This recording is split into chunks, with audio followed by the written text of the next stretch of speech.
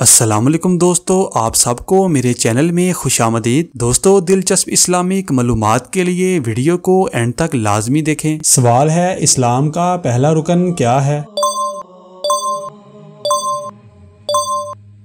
جواب ہے، اسلام کا پہلا رکن کلمہ شہادت ہے، جسے توحید بھی کہا جاتا ہے۔ اس کا مطلب یہ ہے کہ اللہ کے سوا کوئی معبود نہیں اور حضرت محمد صلی اللہ علیہ وآلہ وسلم اللہ کے آخری رسول ہیں۔ یہ اسلامی عقیدے کی بنیاد ہے اور ایمان کی پہلی شرط بھی ہے۔ سوال ہے، کون سے لوگ ہمیشہ کے لیے جہنم میں رہیں گے؟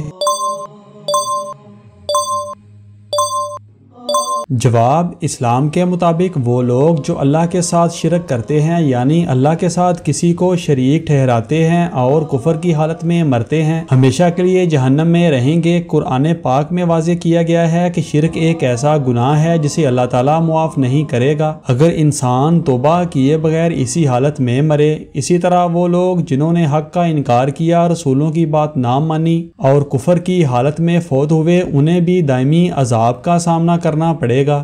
سوال ہے، اچانک موت کس چیز کی علامت ہے؟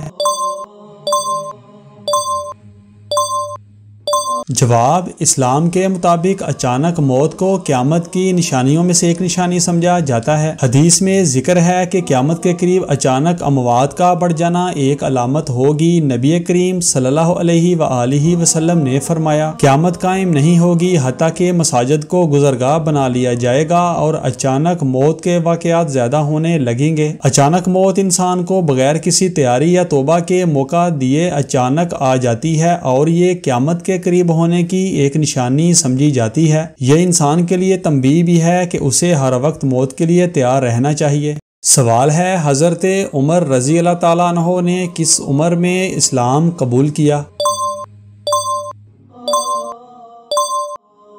جواب، حضرت عمر رضی اللہ تعالیٰ عنہ نے 33 سال کی عمر میں اسلام قبول کیا۔ اس وقت اسلام ایک نئے مذہب کے طور پر مکہ مکرمہ میں فروغ پا رہا تھا اور مسلمان اس ابتدائی دور میں شدید مشکلات اور ظلم و ستم کا سامنا کر رہے تھے۔ حضرت عمر رضی اللہ تعالیٰ عنہ شروع میں اسلام کے سخت مخالفین میں سے تھے اور رسول اللہ صلی اللہ علیہ وآلہ وسلم کے پیغام کے خلاف تھے، لیکن اللہ تعالیٰ نے ان کے دل کو اسلام کی طرف موڑ دیا۔ ایک دن حضرت عمر رضی اللہ تعالیٰ عنہ نے قرآن پاک کی چند آیات سنی جو ان کی بہن اور بہنوئی پڑھ رہے تھے۔ ان آیات کا اثر ان کے دل پر اتنا گہرا ہوا کہ ان کی آنکھیں کھل گئیں اور وہ سچائی کو پہچان گئے۔ اس کے بعد حضرت عمر رضی اللہ تعالیٰ عنہ نے رسول اللہ صلی اللہ علیہ وآلہ وسلم کے پاس جا کر اسلام قبول کرنے کا اعلان کیا۔ حضرت عمر رضی اللہ تعالیٰ عنہ کے اسلام قبول کرنے سے مسلمانوں کو ایک مضبوط حمایتی ملا اور ان کی بہادری اور عدل کے باعث اسلام کو پھیلانے میں بڑی مدد ملی۔ سوال ہے، کیا آپ جانتے ہیں کہ انسان کو اسلام میں کیا کہا جاتا ہے؟ جواب، اسلام میں انسان کو اشرف المخلوقات کہا جاتا ہے، یعنی تمام مخلوقات میں سب سے افضل اور برتر مخلوق۔ اللہ تعالیٰ نے انسان کو عقل، شعور اور فہم عطا کیا تاکہ وہ حق اور باطل میں تمیز کر سکے۔ انسان کو یہ ذمہ داری دی گئی ہے کہ وہ اللہ تعالیٰ کی عبادت کرے اور اس کی مرضی کے مطابق اپنی زندگی گزارے۔ اسلام میں انسان کی تخلیق کا مقصد اللہ کی عبادت کرنا ہے اور دنیا میں نیکی اور انصاف قائم کرنا ہے۔ انسان کو آزاد ارادہ اور اختیار دیا گیا ہے جس کی بنیاد پر وہ اپنے اعمال کا ذمہ دار ہے اور قیامت کے دن اس کے اعمال کا حساب لیا جائے گا۔ سوال ہے، اسلام کا دوسرا رکن کیا ہے؟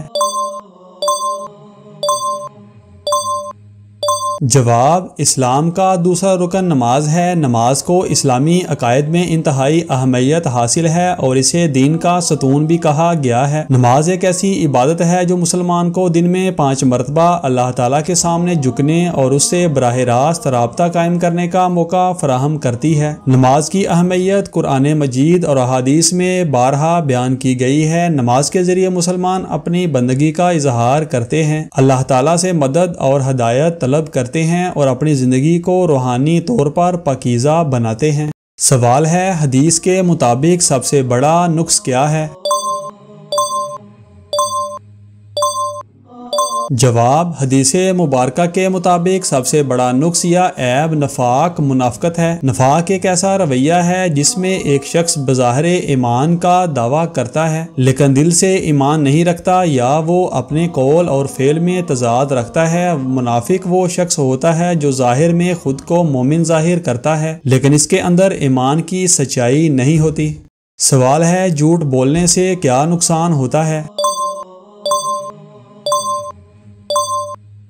جواب: اسلام کے مطابق جھوٹ بولنا ایک سنگین گناہ اور انتہائی نقصان دہ عمل ہے جس کا اثر دنیا اور آخرت دونوں پر ہوتا ہے۔ جھوٹ بولنے سے بہت سے اخلاقی، روحانی اور معاشرتی نقصانات پیدا ہوتے ہیں۔ قرآن اور حدیث میں جھوٹ بولنے کی سخت مذمت کی گئی ہے اور اسے نفاق منافقت کی علامت قرار دیا گیا ہے۔ سوال ہے، اگر جن گھر میں آ جائے تو اس کی علامت کیا ہے؟